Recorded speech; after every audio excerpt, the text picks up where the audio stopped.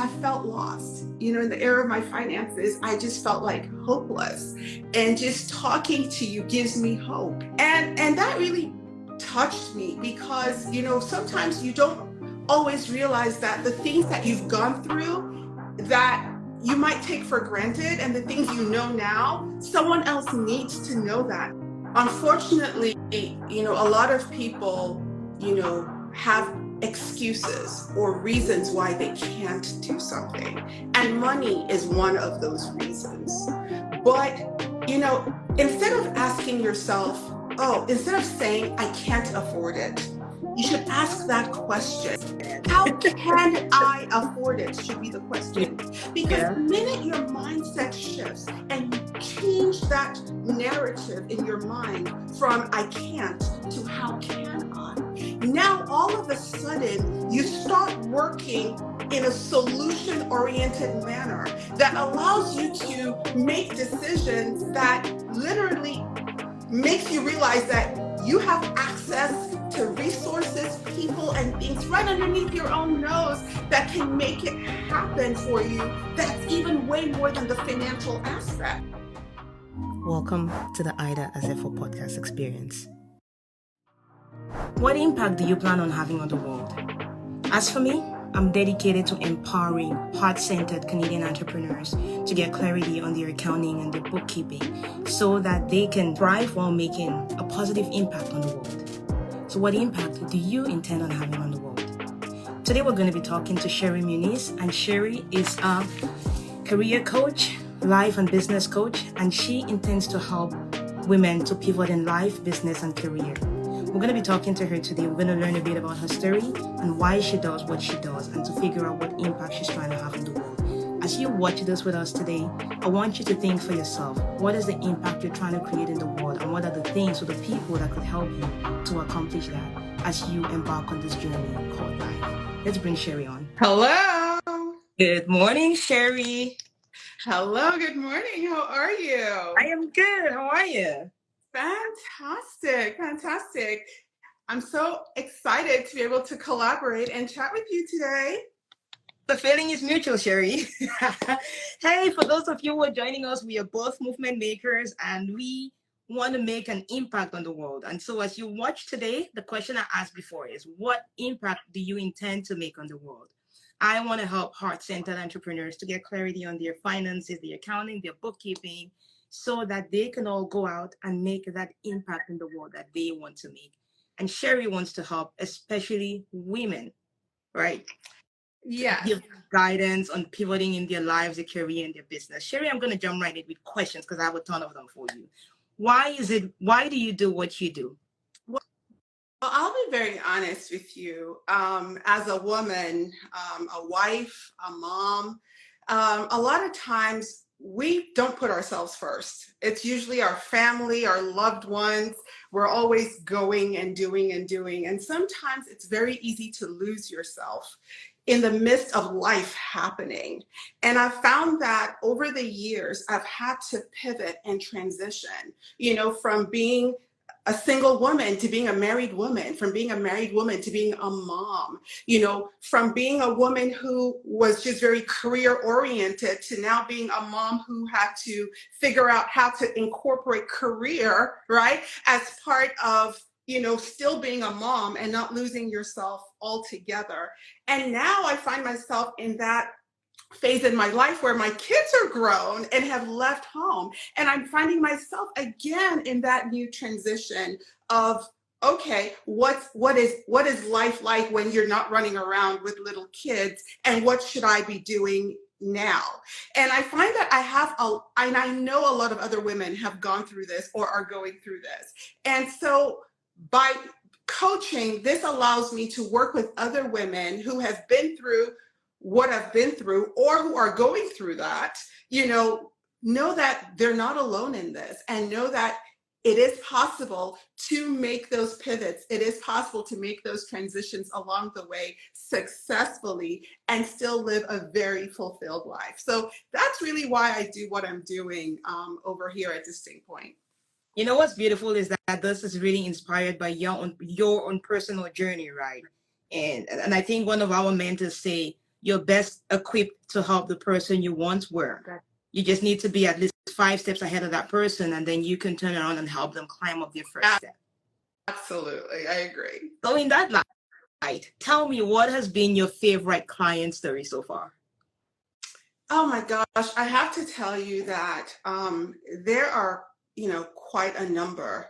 I can give you a few examples. I remember one of my clients slash, I don't even refer to them as clients because they're my friends at this point, because you build that relationship. We were just having a simple conversation, especially in the area of finances, which is something I'm very passionate about. Not just from just having a background in economics, but also having, run multiple businesses and having dealt with the financial hardships and ups and downs of all of that. It is something that I really, really talk to women about. And I know you can relate from your accounting background about the importance of finances. And we were just talking about, and I was just sharing with her a little bit about the importance of getting her financial house in order. And she broke into tears, right? And I didn't understand. I was like, gosh, what did I say? And she just said to me, like, I felt lost, in the area of my finances. I just felt like hopeless. And just talking to you gives me hope. You know what I mean? And that really touched me because, sometimes you don't always realize that the things that you've gone through that you might take for granted and the things you know now, someone else needs to know that. Someone else is seeking that knowledge. And that was one of the reasons why I decided to incorporate all aspects of my life, my experiences, and my skills into what I do in coaching, whether it's from the business aspect, whether it's from the financial aspect, or even just lifing, right? And so that's one that really does stick out. Yeah, so focusing on this particular person, what transformation did she make? Well, I mean, first of all, she is now in a place where she was able to transition from the position she was in into a higher level paid position, which has eased, you know what I'm saying, some of that financial burden. And she is now more intentional about making sure that she lives within a budget, which is some of the first, you know what I'm saying, steps to take. So that is definitely a huge plus. And now she is, in addition to that, now seeking to get into entrepreneurship and also delve into that. So, it's been phases and it's been beautiful watching that. Yeah. And you know what? That actually just embodies everything you do, right? Because you do help women who are in this phase of transitioning, right? And oftentimes when you see somebody who wants to transition from maybe the career phase to being an entrepreneur, one of the things that really holds them back is the fact that their finances are a mess. And so you're looking at those things like, hey, I have this goals, I have these aspirations, I have these things I want to do, but I cannot do them because I can't afford to take time off from work or reduce the hours. Or sometimes people are like, okay, if I could only go from full-time work to part-time work because I'm a mom and I'm a career woman, I can't take time for my kids, but you can kind of reduce time from work so you can create time for this other person that you're becoming. But a lot of people don't have the ability to make that, or not the ability. Everybody has the ability to make it, but just the freedom to do that. If your finances are in order, you're able to make those decisions more easily. But if you are in a financial mess, it makes it harder for you to take those decisions. So it's really beautiful to see that you help this person to get their financial powerhouse in order, and now you're helping them to start their entrepreneurship journey. You know what? I do want to just chime in there and say that it really begins with a mindset shift. Yeah. Unfortunately, a lot of people, have excuses or reasons why they can't do something. And money is one of those reasons. But, instead of asking yourself, instead of saying, I can't afford it, you should ask that question. And this is from Rich Dad, Poor Dad, by the way. I'm citing this. How can I afford it should be the question. Because the minute your mindset shifts and you change that narrative in your mind from I can't to how can I, now all of a sudden you start working in a solution-oriented manner that allows you to make decisions that literally makes you realize that you have access to resources, people, and things right underneath your own nose that can make it happen for you. That's even way more than the financial aspect. So once you start to make the move, then the financial piece will start to come together. So it really does start with the mind. I absolutely agree with that. And by the way, the book you mentioned is one of my favorite books of all time. That's the Rich Dad Poor Dad. The one I've read from cover to cover is the very first of his books, the actual Rich Dad Poor Dad. The rest of it is just like it expands on what the original book talks about. But it is one of those books that would really get you to shift your mindset from I can't afford, I can't do that to how can I? Because once you start to ask those questions, then you start to find the solutions to the problem that you're facing. That's right. And I like to give it with an example of this analogy of the car. I'm sure everybody has heard of this example, which is when you want the car, you start to research the car. You start to look at the pros and cons. You start to look at the reviews of it. And then all of a sudden, everywhere you're driving, you see that car. Is it like a lot of people now bought the car because you're looking at it? No. It's just because you communicated to yourself, like, this is what I want. I believe I'm going to get it. And then your brain starts to point it out to you. Hey, look at it. Yes, this thing you love, like, this is it, this is it, this is it. And the more it reinforces to you how you can actually, like, it doesn't necessarily show you how you can get it, but it's reminding you, hey, you love this thing, you love this thing. And now you start to program yourself to be like, hey, I really want to get that thing and I'm going to find a way to get it.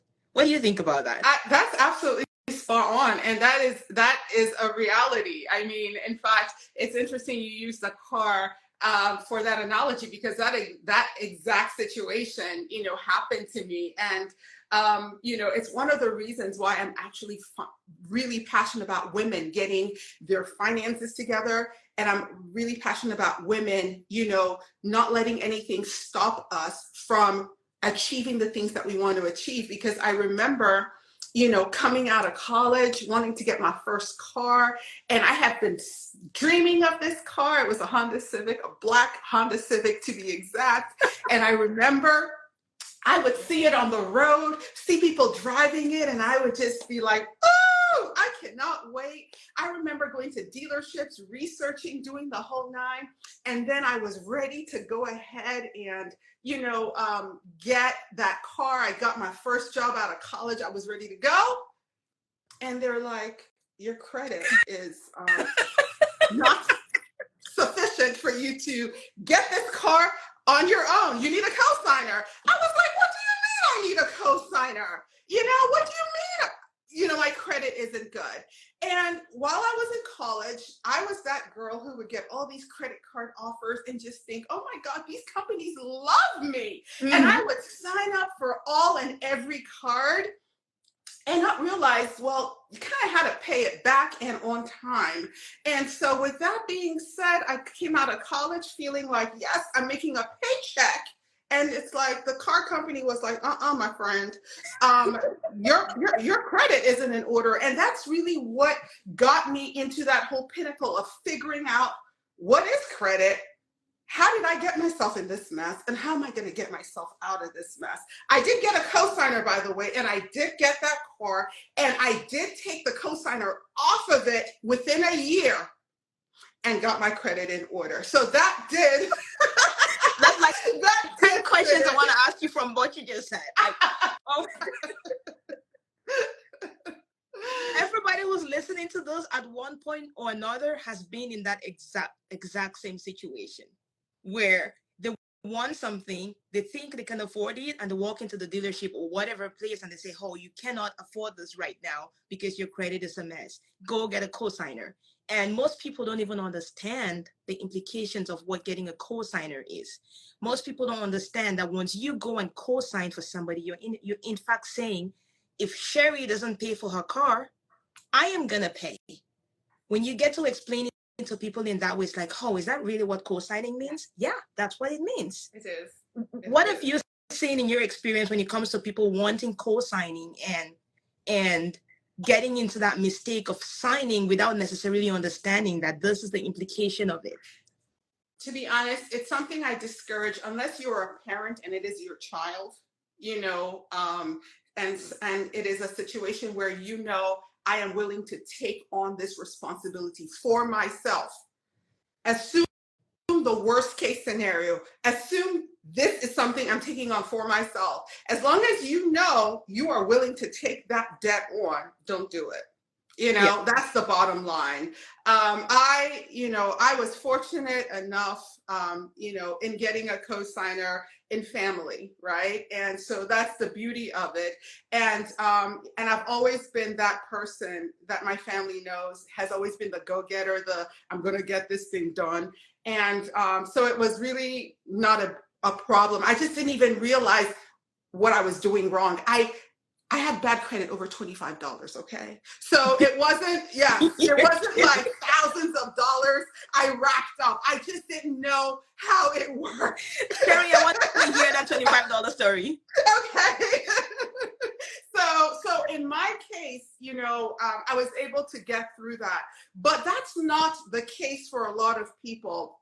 And not to diminish that, because there are people who don't know, but do get into thousands of dollars worth of debt.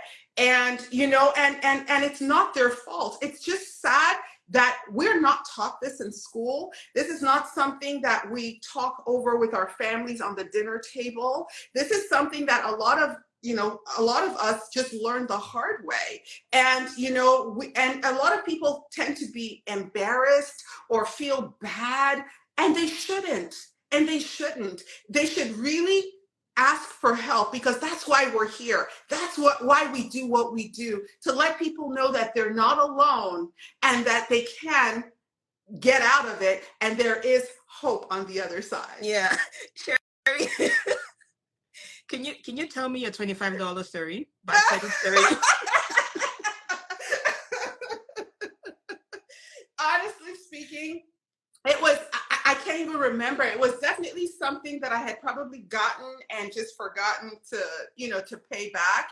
And, you're a college student, you're living your best life. You know how that goes, right? You're not really like meticulously checking all your bills and checking and making sure. So it was one of those things that happened that I couldn't even remember. And I was like, oh my gosh, but it made me now aware of the fact that, our credit does matter, and paying attention to all those little things. But seriously speaking, whether it's $25, whether it's $25,000, it's still the same, right? It's still the same. It might take longer for the latter, but you can still get out of it with the right strategy in place. Yeah. All right. I'm going to circle back to that because I have a question around that. But I want to go to the question about, you mentioned something about when you were back there in college and you had all those credit card offers coming at you. It's like, oh, I think the credit companies love me and stuff. But honestly, it's just because they think they can make money out of you. And the people they can actually make a lot of money out of are the people who basically pay the bare minimums. They always pay their minimum, but they pay on time. But what you don't know is that once you're paying that minimum, you're only paying the interest plus about $10, $20 on top of that. So your balance isn't going down. It's pretty much just adding every single month. What mistake do you see people making in that direction in terms of all those multiple credit cards they get, and what advice would you have for them? Well, first of all, I'm going to answer that in twofold. When you talked about when I was, younger in college and I was getting all these credit card offers, a lot of credit card companies prey on the young. True. As soon as you turn 18 years old and you are quote and unquote an adult, you start getting these, you start getting these credit card offers. And many of these kids don't know, like I didn't know. And as we are talking about impact today, that's one of the reasons. I'm also a nonprofit founder, by the way. I have a nonprofit called the New Way Foundation. And one of the things we do is we have an event that we call Money Talks. And we are actually in the process of releasing a financial literacy curriculum for teenage kids, focused on high school kids, getting them educated on the dangers of credit. Yeah. And how to manage credit so that when they do get those letters, they won't make the same mistake I did, Yeah. And so for me, the impact is like, if we can get our next generation not to make the same mistakes we did from a young age, right? It puts them, in a better. Hey, Kayla, there you go. Shout out New Way Foundation. I see you. And with that being said, so knowledge education is one thing, right? Yeah. And when you're right, a lot of people who do use credit and a lot of people who, rack on the credit, it's very easy when you see, oh, I only have a $25 minimum, right, to pay. And buying that, $5,000 Gucci purse doesn't seem like such a big expense anymore, right? Yeah. But once you get the education and you get the knowledge and you realize that you should only be spending within your means, so that if you are going to use a credit card, like I use credit cards, yeah, but I use credit cards for points. Anyone who knows me knows that I'm trying to get points for all the travel and, hotels and dining that I can get for free, yeah, right? By using the points. So what that means is I'm going to use the credit card to purchase something that I know I have enough money in my bank account to cover. Yeah. As soon as I've used the credit card, I pay it right off. Yeah. And I get the points. Yeah. And, but if people realize that, that's how to use the credit card and avoid the interest payments and use it in a way that, and a lot of, the 1%, the wealthiest of the wealthy, they use credit all the time, right? But they're not racking up all these crazy interest rates. It's the average person, that does that. So again, it's the lack of knowledge. Yeah.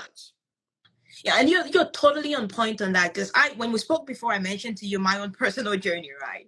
And you're targeting your New Way Foundation, and what you're doing with the Money Talks is trying to help, especially those teenagers as they are getting into the age where they can start to make this decision, so they know what they're supposed to be doing. I came here as an immigrant in my adulthood. I came to Canada when I was 24, and coming from a system which is purely cash based. I came from Africa, direct from there. Everything, you either have it or you don't have it. When you want to buy something, there's no such thing as a credit card. No, you have the money, you walk into a shop, you buy what you want to buy. You don't have it, you don't get it. And so coming over here, I already had the discipline. And I don't think this discipline was because I had built in that discipline. For me, it was just, I know if I don't have it, I don't get it. And now you're coming to a system which gives you a piece of plastic to say, hey, you just need to be able to make your minimum payments. The bank doesn't educate you, zero. The bank gives it to you, and all they're going to tell you is, oh, as long as you can make your minimum payments, you're fine. That is miseducation by omission. They're not lying to you, they're just not telling you. I don't know if it's that they don't know or that they don't want to tell you because that's how they get to make their money. I don't know.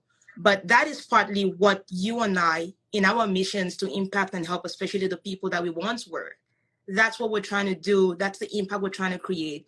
My own journey, when I came over here to Canada, I accepted pretty much every single credit card offer that came in the mail. Because the people who were around me told me, like I asked the question, like, hey, I'm getting these offers in the mail. What does it mean? And they said, oh, it simply means that you're in good standing. So if it comes, accept it. You never know when you're going to need it. That becomes your emergency fund. That's the education I got. And so I took it on. And what education at the bank told me, make your minimum payments. And so I made minimum payments. I accepted the credit cards as they came in. And before I knew it, between my car, credit cards, and everything else, I was $60,000 in debt. That's not even student loans. I was $60,000 in debt. And when you're at that place, you have basically bought yourself a different kind of slavery, which is you don't have the liberty to make decisions for yourself that are driven by what you want to be or who you are. You make decisions that are driven by the fact that you need X amount of dollars at the end of every single month in order to meet those minimum payments. And so you're stuck in this place, which is like, you work before the money gets into your bank account, it's pretty much out. And so you're like, oh, I did all of this work this month and there's nothing to show for it. I want to make myself happy. Oh, I do have a little space credit available on this other card. Let's go use it. And then you use it and you buy more stuff to feel some fulfillment that cannot be filled by stuff. And at one point, I was like, you know what? Look, and all of this, I'm an accountant, so I should know, but I don't. Well, I didn't. And so at a certain point, I came across Dave Ramsey, which I mentioned to you before. I came across his content and he made a lot of sense to me. And so I just started applying his principles, and between my husband and I, we got ourselves out of it. And because we were able to do that, it has opened up so many other doors for me. It's not like some new doors open. It's just the doors that were there that I couldn't look at before. Now I could actually look at them because I'm not stressed out about that financial aspect anymore. I'm like, hey, Ida, what is it you really want? And I look around and it's like, hey, one of the impacts I want to make is help other people figure out how to get themselves out of that position. So if you want to make certain decisions, those decisions are not driven by money anymore. They're driven by your heart. What is it you want to do? And for a lot of people, it's like, oh, I want to get into one. Like, if money was not an issue, what do you want to do? And you hear people say things like, oh, I wouldn't be working at this company anymore. I would be doing X, Y, Z. I would be doing this. Like, okay, but why are you still there? Oh, because I need the money. So that's where we need to begin. How can we solve that problem for you? And so when we look at impact, it's like one of your biggest pain points becomes one of the driving forces for what it is that you want to achieve. So it's really like, I mean, what you're doing, like when I get into financial education, I just go.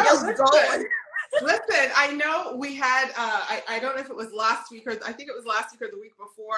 If you remember, once we started chatting, before we knew it, it was like, where did the hour just go? Yeah. And, and we're definitely kindred spirits in that way. And really, it's just something, especially I would even say, even within, the Black community as a whole, you know what I mean? It's something that, we don't really talk about as much. And it's something that we need to. And I think that when you see other people that look like you, that you can really relate to, that have been through similar circumstances, it's easier to put yourself and see yourself like, okay, if she can do it, okay, there's hope for me, and I think that's really part of, that impact of being able to say, hey, how do we, after lifting ourselves up, how do we put our hand out and help our brother and our sister to lift them up too, because we're all stronger together, right?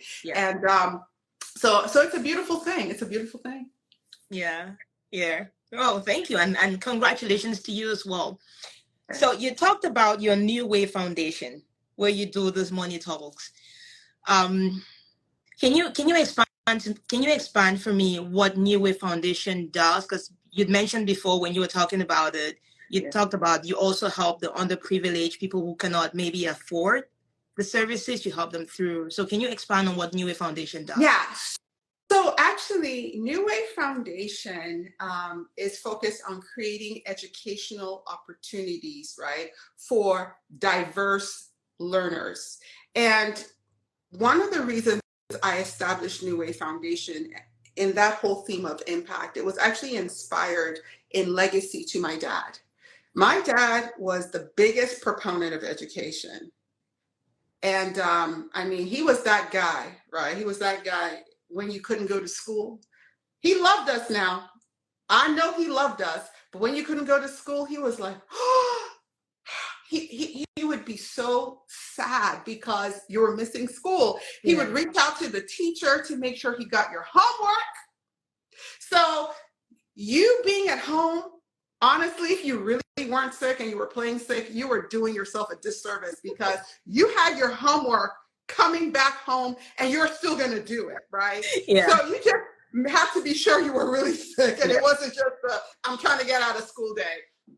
So, he was the biggest proponent of education, and he was the first in his family to go to college. And, and my mom too. My mom too was the first in her family to go to college. And I will tell you that when I lost my dad 12 years ago, I had strangers coming up to me literally during his funeral telling me, if it wasn't for your dad, I wouldn't have been able to go to school. If it wasn't for your dad, I wouldn't have the job I have right now. And I was like, I knew my dad loved education and I knew he had a heart for people, but who was this man that we're talking about like this, And literally, we, as a family, we had what we needed. Clean clothes, you could get to school. We lived a very simple life, but we had everything we needed. But I didn't realize that we could have had more, but daddy was putting a lot of people through school. Daddy was he was really that was my father too. Keep going. he was really making an impact out there, right? Mm-hmm. And I'll tell you, it really touched me, and I felt like I had to keep that legacy going. Yeah. So through the New Way Foundation, we provide scholarship opportunities to kids who are the first in their families to go to college and who have that same spirit of resilience to get them access to getting into college. So that's primarily what we do. But in addition to doing that, we also provide them with educational tools, like what we talked about with financial literacy, to make the right decisions while they're in college and beyond. Wow. Speaking about impact, and that combines with legacy. That's amazing. It's beautiful that your dad had such an impact on, number one, the community through the people that he touched, but number two, on you, because now you are deciding to carry on that legacy of your father by impacting your world in the way that he was trying to impact the world. So it's amazing what you're doing, and it's beautiful. Thank you. Thank you. Wow. What is one of the biggest compliments you've ever received from one of your clients? Gosh. I have a client of mine that I don't know. In between her tears, to be honest with you, it was hard to see what she was saying, but she just said, "I thank God for you." At the ending of the day, we have this one life to live, and if you can live that life in a way where you can be a blessing to someone else, where your children can look at you and say, wow, that's my mom. When your husband can look at you and be like, that's my wife. There's this in the Bible, the Proverbs 31 woman, this virtuous woman. Mm-hmm. That's for me what it's all about. I feel like, it's not just about the money. It's about the freedom that money offers. But at the same time, we're not just blessed for the sake of being blessed. I believe that the Lord gives us these blessings so we can be a blessing to others. And to me, that's really what it's all about. For me, that's the impact that I want to make. I want to be a vessel of honor. And I want that glory at the ending of the day to go to God. Wow. Oh my God. Sheri, you're a natural at this. Okay. Okay. I have a fun question for you. Okay. Who are 3 people, dead or alive, that if you got the chance to sit with and talk with, you would want to do that, and why? Yikes. Well, I'll be honest, it would be easy to say, oh, I would love, if Jesus was alive, but I'm so in awe of the Lord and just, just all the stories and everything I read in the Bible. When you think about biblical days, my question is, if I saw him, would I even have known him? Would I have known that he has made this impact, not just in my life, but in the world as a whole? So that is one that I ponder.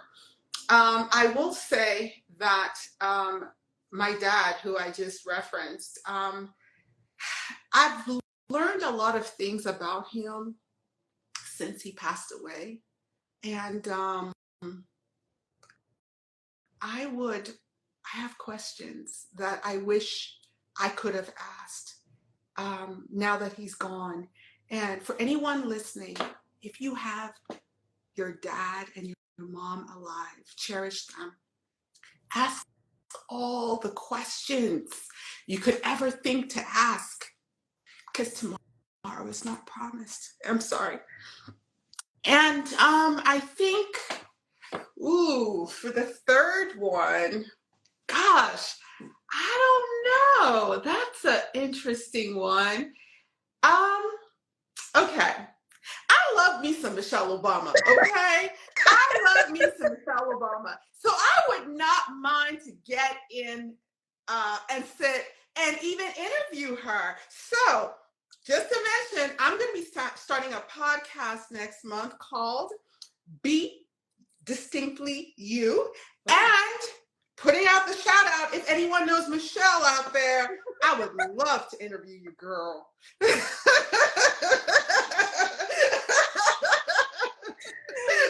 Whoa. Okay. Well, planting a seed. Yeah. You never know when it happens. It's like, oh my God, either we talked about this like a joke, and look at I'm interviewing Michelle Obama. I know, right? You know what? I actually think that could happen because a couple of things. Yeah. Because Michelle, I love her. I'm inspired by her. Yeah, she's the forever first lady. Not just because she's Black, but she's Michelle. She's Michelle, yeah, right? She's Barack's wife. She's Michelle. Oh my gosh. But in addition to that, I know she's big on education. Yeah. She's big on she's big on well-being as a whole, but she's also big on the impact. I listened to her talk on a podcast called Your Mama's Kitchen. So it's a relatively new podcast, and I only listened to the first episode of it, and it happened to be Michelle as a guest on the podcast, and she was talking about like the impact that her mother's kitchen. The name of the podcast is literally Your Mother's Kitchen, and talking about the impact that it had on you, the things that would happen in your mother's kitchen. It's like just certain things. So it's the relatable aspects of her. She's so relatable. She's so down to earth that I think even if you reached out to her to be like, okay, I'm only starting a new podcast and it's about this and it's about that, and of course she would say yes, I think. If she can. Listen, I put it out there, so it's out there. And thank you for agreeing on that. So there we go. All right. We will get Michelle. And you know what? Once I get her on my podcast, I'm going to play a clip of this conversation we just had. And I might just get her to be on mine. So there we go. Absolutely. Yeah.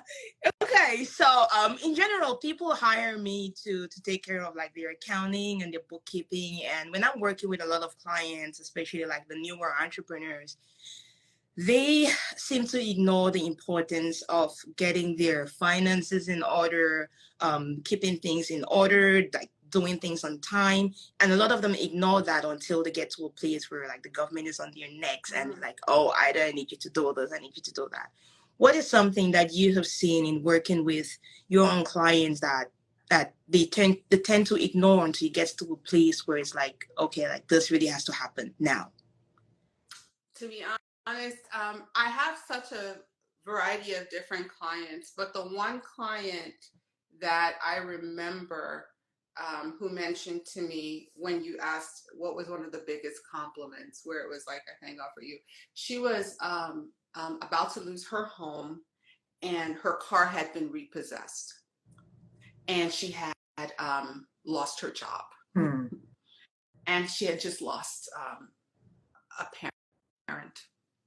It was like, it was just one thing after that, and things just felt hopeless. And I remember her just going on and hyperventilating and could hardly breathe because she just felt like everything was like closing in on her. And by the grace of God, I thank God we were able to, after just calming her down, having her breathe, and even praying with her, to be honest, we were able to sit down, and I asked her a few questions regarding her finances. And we were able to put things in buckets, create a plan, which included getting a new job and putting herself out there, which included where she needed to target her finances to first, which was first of all, reaching out to the mortgage company, letting them know what she was going through so they could give her some grace on payment, and which also included trying to get her car back because she needed a car to be able to get to and fro from work. And we were able to do all those things. Is it like all her debt and everything was paid off right away? No, she got a job. She got her car back, right? And she was able to start making her mortgage payments again. Yeah. So it's all about taking the baby steps and having a plan and implementing that plan. Yeah. Yeah, I can totally relate to that. And I think a lot of people are in that place where they need the help, but they're afraid to reach out because I think they feel like they're going to get judged. But sometimes that's really what you need. Like when you're I think it's Les Brown who says this, when you're inside a picture, it's hard for you to see the frame. So you would sometimes need somebody who is outside of it to look at the whole thing and be like, okay, just breathe. Yeah. And let's look at this and let's start step by step. Okay, do this one. And when it's done, okay, do this one. Because when you're trying to do all of it at the same time, it becomes overwhelming. But when you have a coach like yourself or a mentor or a guider, it becomes easier. It becomes easier to implement because they show you a system that you're going to follow, and it just makes it lighter on you. I agree. And also the accountability helps too.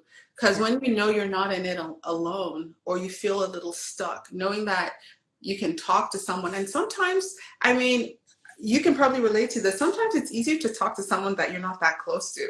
Yes. Because you feel like they can't really judge you because they don't know you, right? Yeah. So sometimes it's actually easier to be more vulnerable to someone that's not in the mix of what you're dealing with, you know, and that's where a coach comes into play. Yeah. All right. So for those who have listened so far and are in love with Sheri, I want to reach out to Sheri. Where is the best place for people to contact you if they wanted to get to know more, learn more, and work with you? Absolutely. You can reach me right here on Instagram at Distinct Point, and it's all spelled together. And let me know if you want to have a discovery call to talk about whatever you're dealing with. I'd be happy to do a complimentary discovery call with you. Or if you just want to get some tips, advice, check out my channel and let me know what you'd like to hear more on, and I'd be happy to do that. And thank you so much, Ida, for this opportunity to chat and collaborate with you, and being such a, we're so like-minded in so many ways. I hope we have the opportunity to partner on other things in the future, because we're definitely like-minded in so many ways. Yeah, well, I would love that. And before I let you go, what's one thing that I haven't asked you that you wanted to share with the audience, if any? Well, I actually, I already mentioned that I will be having a podcast that will be coming out focused on women who have made huge pivots in different seasons of their lives. And that's going to be coming up in October. So stay tuned on my channel and you'll hear more about that. And apart from that too, I am actually going to be having a program that I'm going to be running throughout the ending of this year. And it's really going to be focused on women who, again, are looking at transitioning with a focus on stay-at-home moms. For all you stay-at-home moms out there who are looking to get back into the workforce, you know, I am going to be focusing on you so you can start 2024 with a new career. So stay tuned for more on that as well. Let's go, Sheri. Well, thank you guys for watching. Thank you for being here with us. Thank you for hanging out with us. If you wanted to get to work with me or contact me in any way, I'm at Ida Azefo across all social media platforms at IDAZEFOR. And you can reach out to Sheri at this date point. Right. Awesome. Thanks so much, Ida. Take care, guys. For more insightful conversations with entrepreneurs, check out this video right here. I think you'll love it. Continue to enjoy, and I'll see you there.